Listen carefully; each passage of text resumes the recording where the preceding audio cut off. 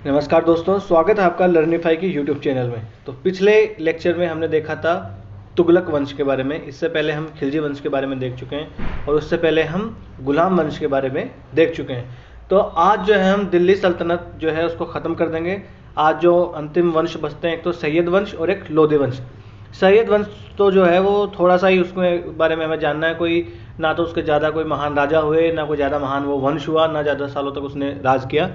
बस थोड़ा सा लोधी वंश है जो हमें, जिसके बारे में थोड़ा जानना है, थोड़ी जानकारी हमें हासिल करनी है, क्योंकि वो आगे की जब हम पढ़ेंगे, जब मुग़ल साम्राज्य पढ़ेंगे तो उससे कनेक्ट करने के लिए भी हमें लोधी वंश की ज़रूरत पड़ेगी। तो आज का लेक्चर जो है वैसे छोटा ही होने वाला है, क्योंकि आज हम सिर्फ लोधी वंश के और सैयद वंश के राजाओं के बारे में जानने वाले हैं।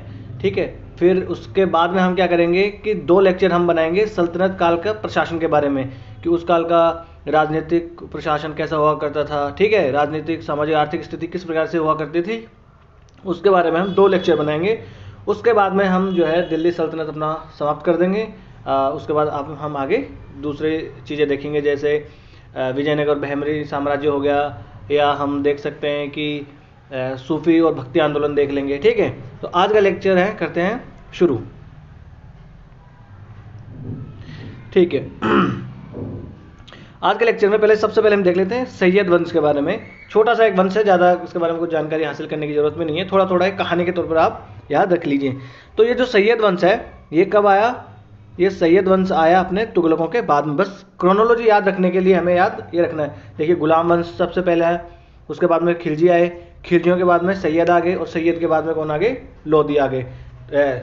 खिलजियों के बाद में अपने तुगलक आ गए, तुगलक के बाद में सैयद, और सैयद के बाद में लोधी आ गए। ठीक है, अब देख लेते हैं कि इस वंश की स्थापना किसने की। तो खिज्र खान नाम का एक आदमी हुआ करता था, उसने सैयद वंश की स्थापना कर दी।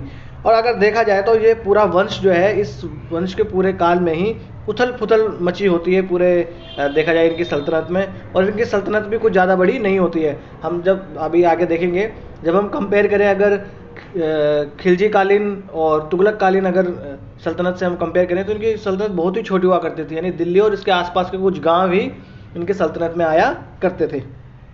ठीक है, इस वंश की शक्ति तो ज़्यादातर विद्रोहों को दबाने में ही ख़त्म हो जाती है। ठीक है, इस वंश के और दूसरे शासक अगर देखें तो एक होता है मुबारक शाह, एक होता है मोहम्मद शाह, और एक होता है आलम शाह। ये कोई आपको याद रखने की ज़रूरत नहीं है। यहाँ से ऐसे सवाल नहीं पूछेंगे कि ये राजा कौन से वंश से संबंधित हैं। यहाँ से पे मेन तौर पर अगर देखा जाए तो यही सवाल बन सकता है कि ये वाली नीति कौन सा सुल्तान लेके आया था, ये वाले उसकी शहर की स्थापना किसने की थी। इस प्रकार से ही कुछ सवाल बन सकते हैं, या कुछ जो कवि वगैरह जो साहित्यिक विभूतियाँ रही हैं उनके बारे में कुछ सवाल बन सकते हैं कि ये वाली किताब किसने लिखी है ना। जैसे फुतुहाते फिरोज शाही हमने देखा था कि वो ऑटोबायोग्राफी है फिरोज शाह तुगलक की, है ना। वैसे कुछ सवाल यहाँ पर बनते हैं। ठीक है, ये जो आलम शाह होता है वो इस वंश का सबसे आखिरी शासक होता है। उसके बाद कौन आ जाता है? लोधी वंश आ जाता है। और ये जो आलम शाह होता है इस वंश का सबसे अयोग्य शासक ये होता है। इसको कोई लेना देना नहीं होता है शासन कार्य से। ये सिर्फ अपना पीने और खाने में ध्यान देता है, पी के ये टल्ली रहता है हमेशा। तो उसकी वजह से क्या हुआ कि आसपास के जो लोग थे वो भी इससे परेशान आ गए, और सल्तनत में जो गवर्नर वगैरह हुआ करते थे वो भी इसकी वजह से परेशान आ गए थे। तो होता क्या है, बहलोल लोधी होता है, बहलोल लोधी, उसको बुलाया जाता है यहाँ पर कि आप आओ बहलोल लोधी साहब, और यहाँ पर आके हमारी हेल्प करो, यहाँ पर राज्य आप संभालो। ठीक है, आके अमीर वगैरह से बुलाते हैं। इससे पहले जो है बहलोल लोधी, ये इसका पहले वाला जो होता है मोहम्मद शाह, इसकी भी हेल्प कर चुका होता है ये बहलोल लोधी। तो इसको फिर यहाँ पर बुलाया जाता है, फिर ये आके दिल्ली में शासन करने लगता है इसके प्रतिनिधि के तौर पर। किसके?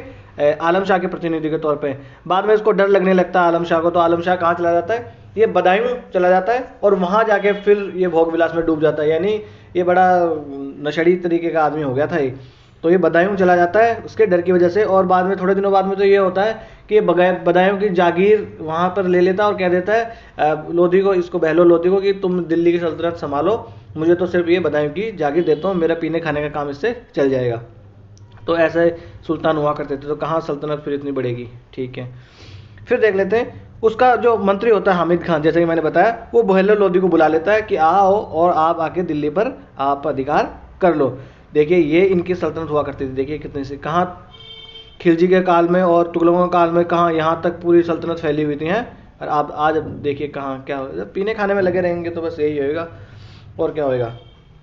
ठीक है, वही हम मैंने बताया जैसे कुछ समय तक तो ये बहलोल खान जो है उसका प्रतिनिधि के तौर पर काम करता है। उसके बाद में आलम शाह बहलोल लोधी की वजह से वहाँ चला जाता है बदायूं, और फिर वहाँ जाके अपनी जागीर ले लेता है और इसको बोल देता है तू जाने तेरा काम जाने। ठीक है, और इसी प्रकार से 1476 में उसकी मृत्यु हो जाती है। पीने खाने वाले आदमी की और क्या होगा, मरेगा ये, क्या करेगा। ठीक है, इस प्रकार 37 वर्ष के अकुशल शासन के बाद सैयद वंश का अंत हो जाता है। बेचारा 37 वर्ष तक इसका पूरा वंश ही शासन करता है और लोधी वंश की नींव पड़ती है। लोधी वंश की नींव कौन पटकता है? बहलोल लोधी, पहला सुल्तान बनता है लोधी वंश का। और ये आप देख सकते हैं इनकी सैयद जो वंश था उसकी सल्तनत कहाँ तक फैली हुई थी। बस थोड़ा सा इसमें है, नागौर आप देख लीजिए, दिल्ली देख लीजिए, इधर लाहौर है, इधर मुल्तान है, यहाँ तक ज़्यादा दूर दूर तक इनकी नहीं हुआ करती थी। उत्तर भारत में भी पूरा नहीं था, दिल्ली के आसपास के इलाके सिर्फ हुआ करते थे। ठीक है, आगे चल लेते हैं। फिर हम देख लेते हैं हम लोधी वंश की स्थापना हो गई। देखिए 1451 से लेकर और 1526 ईस्वी तक इनका शासन रहता है सल्तनत पर। ये लोधी लोग थे, ये हुआ करते थे, ये अफगानी लोग हुआ करते थे। ये यहाँ पर व्यापार करने वगैरह आए थे, बाद में यहीं बस जाते हैं। जिस प्रकार से हम आगे देखेंगे कि अंग्रेज लोग भी पहले व्यापार करने आते हैं यहाँ, है ना, वो भी इधर ही बस जाते हैं और फिर यहाँ पर हम पर शासन करने लगते हैं। तो इन्हीं के जैसे थे वो भी, ये लोग भी लोधी वंश के जो लोग थे ये अफगानी हुआ करते थे। ये भी भारत पर पहले व्यापार यहाँ करने आए होते हैं, फिर यहाँ पर बस जाते हैं और धीरे धीरे ये क्या करते हैं, अपनी शक्ति मजबूत करते रहते हैं। और तुगलकों के शासनकाल में इनका जो है उत्कर्ष हो जाता है और फिर ये धीरे धीरे क्या करते हैं, दिल्ली सल्तनत पर भी अपना अधिकार जमा लेते हैं। तो इनका पहला राजा होता है बहलोल लोधी। 1451 से लेकर 1489 ईस्वी तक ये शासन करता है। ये पहला अफगान शासक हुआ करता है दिल्ली का। दिल्ली में अगर पहला कोई अफगानी शासक हुआ तो वो कौन हुआ? बहलोल लोधी। और तैमूर ने जब आक्रमण किया था, तैमूर कौन था? तैमूर लंग। तैमूर जो था वो चंगेज खान का वंशज ही हुआ करता था। वो भी अपने जो इनके पूर्वज हुआ करते थे उन्हीं के जैसे मार काट लूटना उटना किया करता था। तो वो भी दिल्ली को लूट के चला जाता है, ये अपना तैमूर होता है। तो उसके टाइम में इसने क्या कर लिया था कि पंजाब में इसके वंशजों ने अपनी स्थिति को ठीक ठाक कर लिया था और फिर ये लाहौर का ही गवर्नर होता है। पंजाब और लाहौर जो है उधर वाले क्षेत्र में ही ये गवर्नर होता है बहलोल लोधी बाद में। ठीक है, अब देखिए बहलोल शाह गाजी की उपाधि धारण कर लेता है 1451 में और दिल्ली का सुल्तान बन जाता है। ये बड़ा ही साधारण व्यक्ति होता है, ये ज़्यादा 3-5 वाले काम नहीं करता, ज़्यादा दिखावा वगैरह में विश्वास ये नहीं करता। जिस प्रकार से हमने देखा था कि बलबन वो बहुत दिखावे में विश्वास किया करता था, उसी प्रकार से अगर देखा जाए तो ये बहलोल लोधी एकदम बलबन का उल्टा होता है। ये दिखावे में विश्वास नहीं करता है। ये मतलब जब भी इसके सरदार लोग हुआ करते थे ना, इसके मंत्री वगैरह, जब उनसे मिलता था तो ये सिंहासन पर ही नहीं बैठता था, ये उनके साथ ही बैठ जाता था, दरी चाटपटाई जो है उस बिछा के वहीं बैठ जाता था और वहीं बातें करता था, है ना। तो इतना सिंपल आदमी हुआ करता था। इसने देखिए जौनपुर में शर्की शासक हुआ करते थे, शर्की शासक हुआ करते थे। शर्कियों को इनने हराया। चित्तौड़ ग्वालियर आदि के शासकों को इसने हरा दिया। और ग्वालियर का राजा मान सिंह जो है ना, उसको ये पराजित कर लौट रहा था और रास्ते में इसको बुखार आ जाता है, वहीं बीमार हो जाता है और उसकी मृत्यु हो जाती है। देखिए एक और पहले, इससे पहले हमने एक सुल्तान पढ़ा था जो थट्टा सिंध की ओर जाता है और वहीं पे वो मर जाता है। बताओ उसका नाम क्या था? मोहम्मद बिन तुगलक। अगर याद नहीं है तो ध्यान से पढ़ा करो, लेक्चर को देखा करो और ठीक से एक बार पीडीएफ को भी पढ़ा करो। ठीक है, तो मोहम्मद बिन तुगलक भी इसी प्रकार से वो सिंध में जाता है, वहाँ पे बीमार होकर मर जाता है। तो ये भी वापस लौट रहा होता है ग्वालियर से, तो रास्ते में ये मर जाता है। ठीक है, आगे चल लेते हैं। ये देखिए लोधी डायनेस्टी। लोधी डायनेस्टी भी हालांकि ज़्यादा बड़ी नहीं होती है, मगर फिर भी देखा जाए तो सैयद वंश से तो थोड़ी बड़ी ही ये होती है। ठीक है, ये देख लीजिए आप। आगे चलते हैं। इसके बाद में बहलोल लोधी के बाद में आता है सिकंदर लोधी। 1489 से 1517 ईस्वी तक इसका शासन रहता है। इसका नाम होता है निजाम खान, पर बाद में जब सुल्तान बनता है तो ये सिकंदर शाह की उपाधि धारण कर लेता है। मैंने पहले भी आपको बताया कि जब ये मुस्लिम राजा शासक बनते थे, अपना नाम ये परिवर्तन करके फिर राजा ये बना करते थे। इसने सबसे बढ़िया काम क्या किया कि जो अफगान सरदार हुआ करते थे उनको नियंत्रण में रखना इसने शुरू कर दिया, क्योंकि जो ये अफगान सरदार थे ना, ये बहुत तकलीफ देते थे इन सुल्तानों को। तो इसने उनको नियंत्रण में रखने का काम इसने किया। और सिकंदर लोधी ये कहता है कि मैं अगर मेरे सरदार जो है ना मेरी बात इतनी मानते हैं कि अगर मैं अपने सरदारों को ये कह दूं कि मेरे कोई जो गुलाम है उसको पालके में बिठा दूं और उसको बोल दूं कि इसको सर पे उठा के ले चलो, तो मेरे सरदार जो है वो मेरी ये वाली बात भी मान लेंगे। यानी मेरे सरदार जो है मेरी इतनी आज्ञा जो है उसका मेरे इतनी आज्ञा का पालन करते हैं। तो इस प्रकार से ये कहता है। फिर 1504 में क्या करता है सिकंदर शाह लोधी, ये आगरा शहर की नींव डालता है। तो अगर क्वेश्चन बने कभी कि आगरा शहर किसने बसाया था, तो सिकंदर शाह लोधी ने या सिकंदर लोधी ने बसाया था आगरा शहर। ठीक है। फिर इसने भूमि को मापने के लिए एक पैमाना भी ये चलाता है जिसको कहते हैं गजे सिकंदरी। देखिए याद रह जाएगा आपको, गज, भूमि को गज में तो नापते हैं हम लोग कि कितने गज का प्लॉट है, कितने गज का मकान है, ऐसा नापते हैं ना। हाँ, तो वो गज से याद आपको रह जाएगा। गज सिकंदरी किसने चलाया, नाम में सिकंदर है तो सिकंदर लोधी ने चलाया। ठीक है। हालांकि धार्मिक दृष्टि से असहिष्णु ये हुआ करता था। ऐसा कहते हैं इसके बारे में कि जो ज्वालामुखी मंदिर है कांगड़ा में, कांगड़ा हिमाचल प्रदेश में है, एक ज्वालामुखी मंदिर है, उसकी मूर्तियों को इसने तोड़वा दिया और उस मूर्तियों को तोड़ने के बाद जो उनके पत्थर बच गए थे ना, उन लोगों को वो पत्थरों को इसने कसाई लोगों को दे दिया कि आप जो है मांस तोड़ने में बाट के तौर पे इस्तेमाल इसका कर लेना। तो देखिए थोड़ा ये धार्मिक दृष्टि से तो हालांकि ये असहिष्णु ही था। हालांकि ये विद्या जो है उसका संरक्षक हुआ करता था। ये संस्कृत और के ग्रंथ आयुर्वेद जो है ना उसका फरहंगे सिकंदरी के नाम से फारसी में अनुवाद करवाता है। फरहंगे सिकंदरी के नाम से ये करवाता है। और ये खुद भी कविताएं लिखा करता है, खुद भी अच्छा खासा ये कवि होता है। गुलरुखी के नाम से ये कविताएं लिखता है। कौन, सिकंदर लोधी। समझ में आ गया आपके बात? ठीक है, आगे चल लेते हैं। फिर इसका उत्तराधिकारी होता है इब्राहिम लोधी।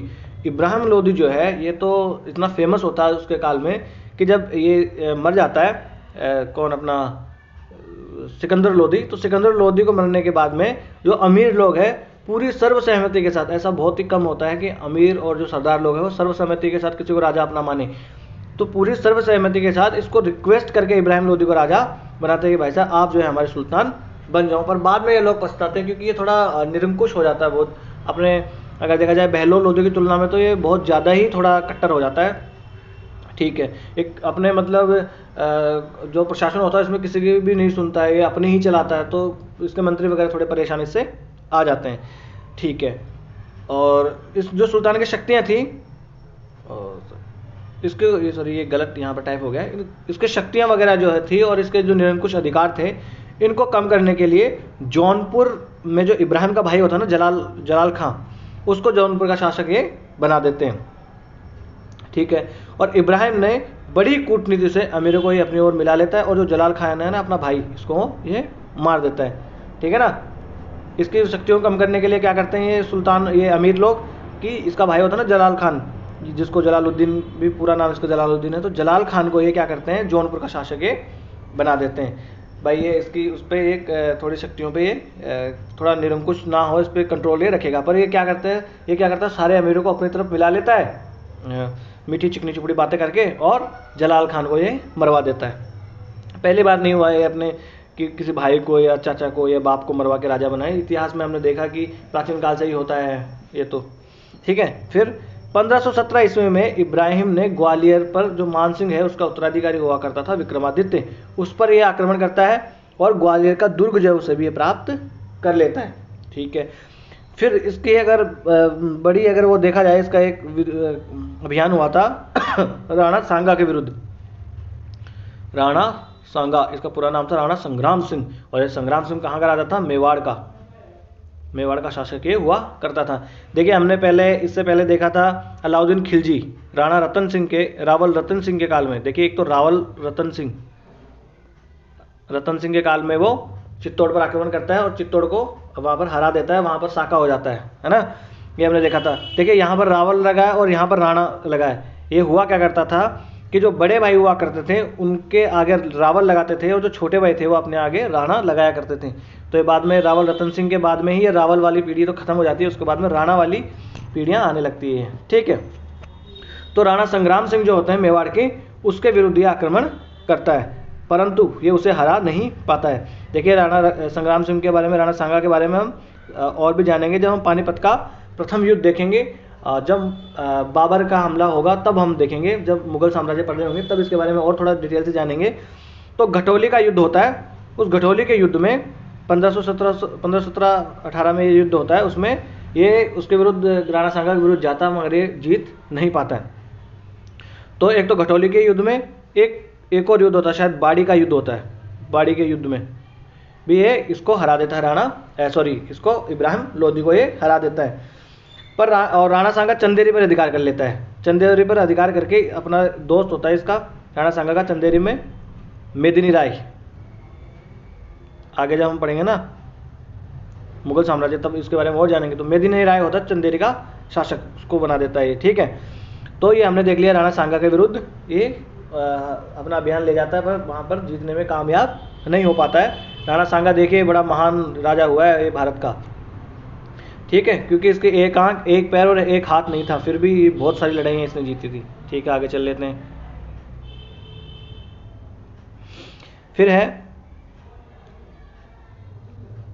फिर दौलत खान लोधी होता है एक होता है इसका सुल्तान का चाचा ही होता है आलम खान, ठीक है। बहलोल लोधी का भाई होता है ये, बहलोल लोधी का भाई होता है ये।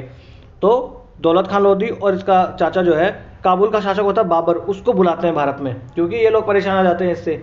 तो इसकी निरंकुशता से परेशान आके ये लोग बाबर को बोलते हैं कि बाबर तू आजा भारत में और यहाँ पर हमला कर दे, हम तेरा साथ देंगे, तो इसको इब्राहिम लोदी को हरा दे। और उनको लग रहा था कि ये इसको हरा देगा, फिर यहाँ से लूट लाट के थोड़ा चला जाएगा और फिर हम लोग यहाँ का राजा बन जाएंगे। मगर फिर होता क्या कि बाबर यहाँ पर आता है और वो यहाँ पर हरा के इसको, और इसका मन बदल जाता है, वो यहीं का शासक बन जाता है। और उसके पूर्वज, उसके मतलब आने वाले वंश जो है बड़ा ही महान साम्राज्य उसकी स्थापना करते हैं, ठीक है। उसके बारे में भी हम आगे जानेंगे। अब इब्राहिम लोदी के अंतिम और महत्वपूर्ण घटना होती है पानीपत का प्रथम युद्ध, जिसमें एक और होता है बाबर वर्सेस इब्राहिम लोदी। हालांकि इल्जाम तो राणा सांगा पे भी लगाया जाता है कि राणा सांगा ने भी निमंत्रण देके बाबर को यहाँ बुलाया था, मगर ये जो इल्ज़ाम है ये बेबुनियाद है। ये बेबुनियाद क्यों है, इसके बारे में जब हम वो पढ़ेंगे मुगल साम्राज्य, तब आपको मैं बताऊंगा, पूरे सबूत के साथ बताऊंगा कि ये कैसे जो है बेबुनियाद इल्ज़ाम लगाए गए हैं राणा सांगा को बदनाम करने के लिए, या एक मोरल सपोर्ट हासिल करने के लिए बाबर ने ये वाली बात लिखवाई है, ठीक है। तो ये है 1526 में पानीपत के प्रथम युद्ध इसका होता है, उसमें बाबर जीत जाता है और फिर किस वंश की स्थापना हो जाती है, मुगल साम्राज्य की स्थापना, मुगल वंश की स्थापना हो जाती है, और लोधी वंश जो है वो समाप्त हो जाता है, और इसी के साथ ही दिल्ली सल्तनत भी समाप्त हो जाती है। देखिए कुछ जो नए नए बच्चे होते हैं उनको एक डाउट होता है कि दिल्ली सल्तनत के अंदर वो लोग मुगल साम्राज्य है उसको भी मिला लेते हैं, तो मुगल साम्राज्य दिल्ली सल्तनत नहीं हुआ करती थी, दिल्ली सल्तनत लोधी वंश के साथ ही समाप्त हो जाती है, ठीक है। ये हो जाता है। आगे चल लेते हैं। तो बस आज का लेक्चर यहीं तक है। मैंने आपको कहा था छोटा सा लेक्चर होने वाला है, आज हम बस ये राजाओं के बारे में जानने वाले हैं, ठीक है। तो बस यही आपको याद रख लेना है, ये गजल सिकंदरी किसने चलाई, आगरा शहर का निर्माण जो है किसने रखा, किसने किया, ठीक है। आयुर्वेद का जो ग्रंथ था उसका नाम क्या था, फरहंगे सिकंदरी। ये बस आपको थोड़े से याद रख लेने हैं, कौन सा शासक पहले आया था, कौन सा वंश बाद में आया था, कौन सा बाद पहले आया था, ये आपको थोड़ा सा याद रख लेना है। बस इतना ही है, इसमें और कुछ ज़्यादा इंपॉर्टेंट चीज़ें है नहीं है। कल और परसों के लेक्चर में हम जो दिल्ली सल्तनत किस प्रकार की हुआ करती थी, वहाँ का सामाजिक आर्थिक राजनीतिक वहाँ की व्यवस्था किस प्रकार की हुआ करती थी, ये हम जानेंगे। तो आज का लेक्चर हम करते हैं यहीं समाप्त। अगर आपको वीडियो अच्छा लगे तो लाइक कीजिए, कमेंट कीजिए, सब्सक्राइब कीजिए। ये अपना टेलीग्राम चैनल है लर्निफाई अनलॉकिंग नॉलेज के नाम से। इस लेक्चर की PDF आपको यहीं मिलेगी, इसको ज्वाइन कर लीजिए आप। और भी अगर पढ़ाई से संबंधित हमें कुछ चीज़ें साझा करनी होगी तो आपको यही मिलेगी। आपको कोई सलाह देनी हो या कोई सलाह आपको लेनी हो तो आप हमें कमेंट्स में लिख सकते हैं, हम हमेशा आपके लिए हाजिर हैं, और बड़े ही लोकतांत्रिक ढंग से हम अपने इस छोटे से परिवार को आगे बढ़ाएंगे। नमस्ते, धन्यवाद।